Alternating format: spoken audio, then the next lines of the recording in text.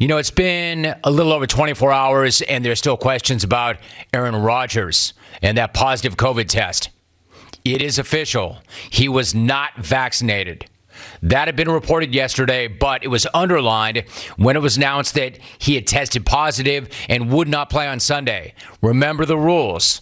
The rules are that unvaccinated players who test positive have to quarantine for at least 10 days, regardless of symptoms. On the other hand, if you are vaccinated and you have no symptoms, you can come back if you have 2 negative tests, which are 24 hours in between. All of that is to say that if Rodgers had been vaccinated, there was a chance that he could have played on Sunday against Kansas City and Patrick Mahomes. And I know what some of you are thinking. I know what some of you might be thinking. What's the worst that could happen if I don't get vaxxed? The answer is Blake Bortles. That's the answer. That could happen if you don't get vaccinated. Because that's the guy the Packers had to pull off of a golf course, literally, in order to have a backup quarterback for Sunday's game.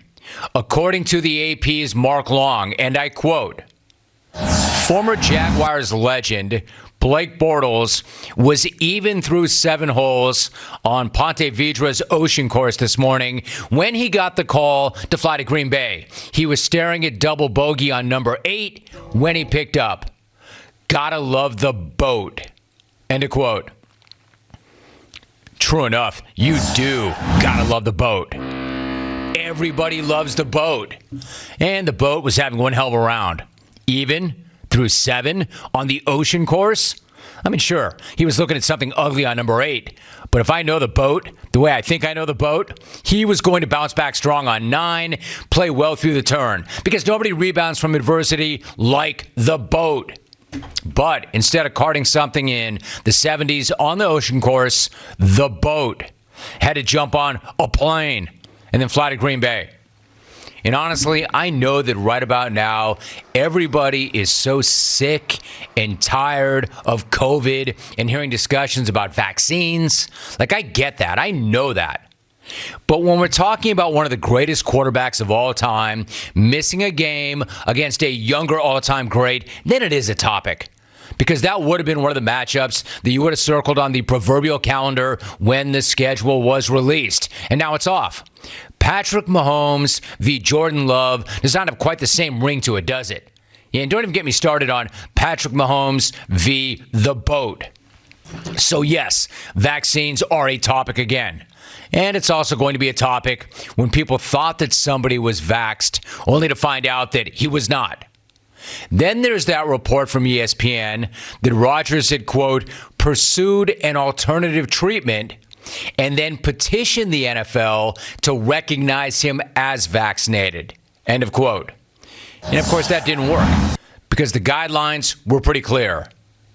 To be vaccinated, you needed to get the vaccine. Natural immunity or alternative treatments were not allowed. Again, pretty binary. Either you are or you are not. Now, I know the argument that a person's vaccination status is a personal matter. I know that argument. I just really don't agree with it. I just don't. The point of vaccinations is that you're not just protecting yourself, you're protecting those around you, and you're impacting those around you. Because as we're seeing, Aaron Rodgers is not the only one impacted by him missing Sunday's game. This impacts the entire Packers fan base. It impacts the entire Packers team. And not just from a winning game standpoint either, but from a health and a safety standpoint.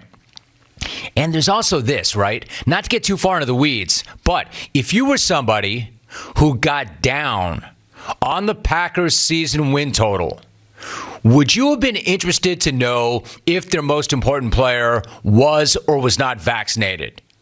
I mean, it's probably moot now, but that might have been a piece of information that might have been helpful. That might have led you a certain way before you made that legal wager.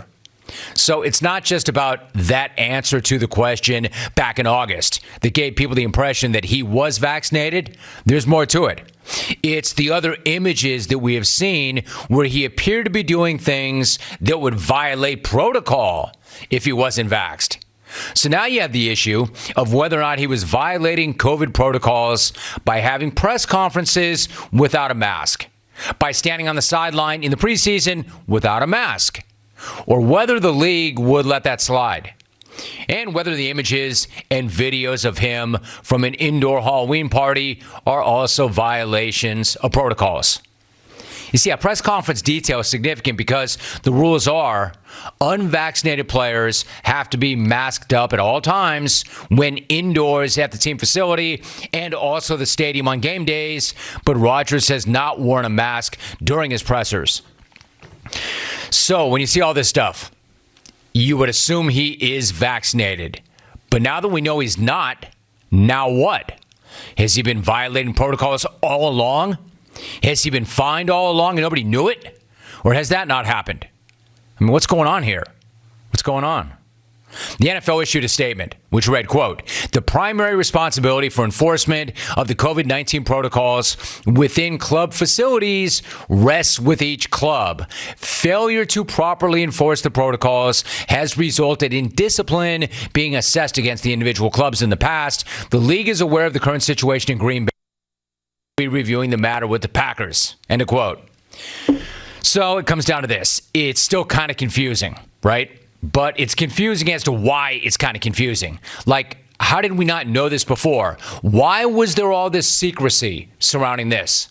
Like, we certainly know about other players who chose not to get vaccinated, and they took a lot of heat for it, and understandably so.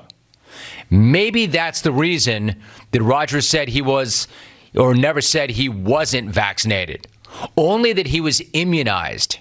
I don't know. I don't know why he handled it like that. Maybe he didn't want the heat. I don't know. Maybe he didn't want the heat, but he's getting it now. And now he and the team are in a bad spot. A bad spot. Bottom line, transparency wins. Jordan Love might not.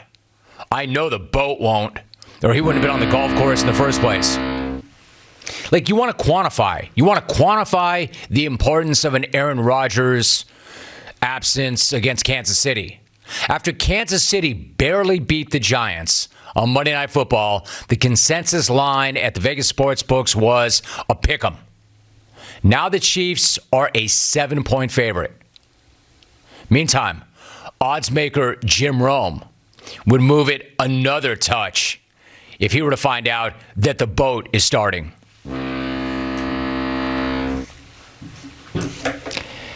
You know, again, transparency wins. The quote, so-called cover-up is worse than the crime, especially if you don't think it's a crime in the first place. It's a bad deal all the way around.